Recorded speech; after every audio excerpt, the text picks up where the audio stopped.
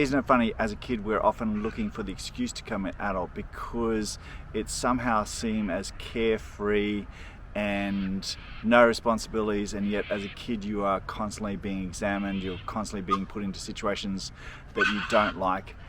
In fact, when you become that adult, sometimes you realize adulting sucks just for the fact that you have to think of what dinner you're going to create for every single night for the family, making sure that you are going to be responsible for the things you pay for, being responsible to bosses, being responsible to lots of other things, and sometimes that carefree sense of us is lost.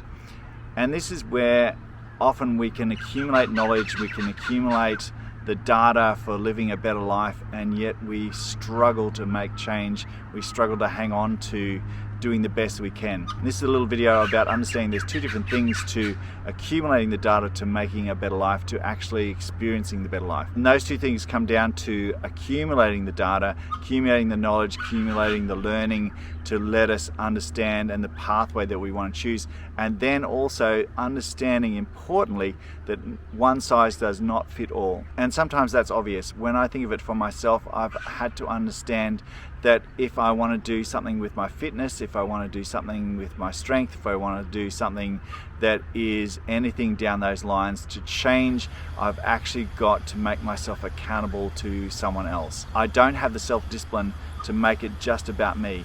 I can understand what's better for me, I can understand all the routines that I should be in, but making it so I'm accountable to someone else, and this is important because I make it accountable to someone I trust, someone I believe in, someone that's got my back, and that can either be a professional, it can be a friend, but for me, importantly, I've got to have that accountability given to someone else.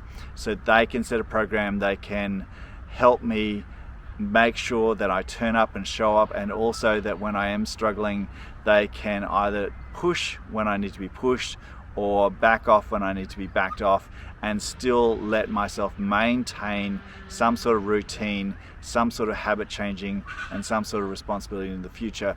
And so for me, anything in fitness or rehab, I have to rely on it being an accountability strategy. And yet conversely, I found for finances, I've got to make it a fun strategy. So I've got to challenge myself. If I want to do something, if I want to pay off something, I make it a fun challenge to myself to see how fast I can do it, see how I can draw my resources in, see how I can challenge myself to find every last cent I can and put it into something that I'm trying to do, or alternately where I'm trying to make sure I'm cutting back on things that really don't serve me now in the future. Something that may have been important in the past that I've actually got to make sure I stop.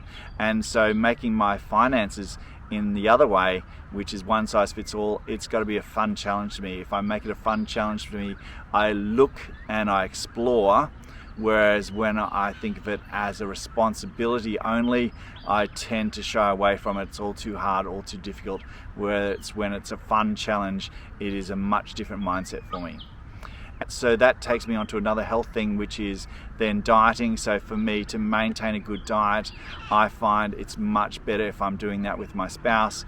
I find that we can share that responsibility together, we are invested together, and we can achieve much better things when we're doing it together rather than if I'm just trying to be good for myself.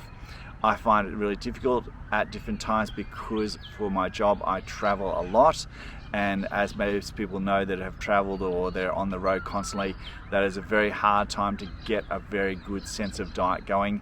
And yet if I have it where, if I just think of the diet as this less sugars overall, less processed foods, then I find it much easier to be in that situation where I'm in that partnership where we are both trying to achieve the same sort of things.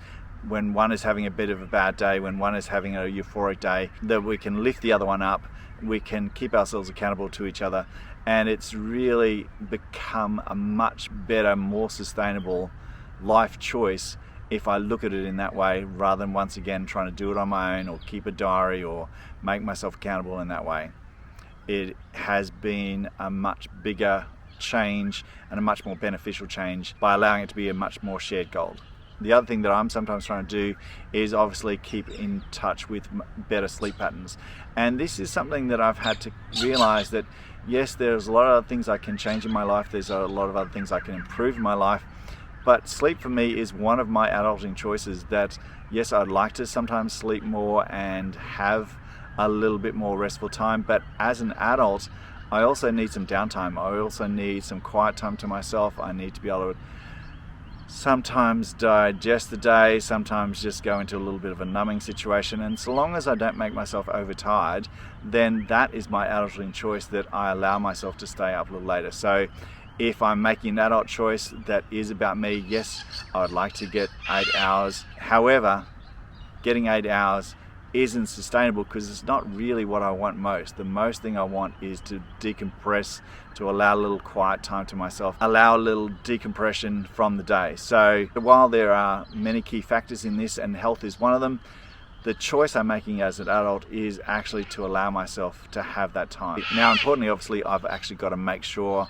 I am responsible to that time. If it starts to inhibit anything else in my work or life, then I've got to make sure that I do address that, because sometimes that we do that handbrake thing of we make ourselves overtired so we then can't perform the next day when we've actually got something that we want to already find a little difficult. So yes, adulting can be a little difficult, but we're making sure that we're separating the two things: acquiring the knowledge, acquiring the learning, acquiring the skills, and actually having a plan that can be sustainable. And sometimes we've got to make sure that we realize that one size does not fit all. And this is why sometimes in these videos that I do different takes on a similar sort of topic, because it's making sure that we understand that not one size fits all in every situation, and even for our own personalities, one size doesn't fit all for every situation in our lives. I hope this little video helps. Let me know in a comment what you've used in different situations in your life to actually make yourself be able to sustain a change, be able to sustain a better habit. And also, please like and subscribe. I hope you're enjoying these videos. Remember to be kind, and the most important person to be kind to is yourself. Take care, and I'll see you on the next video.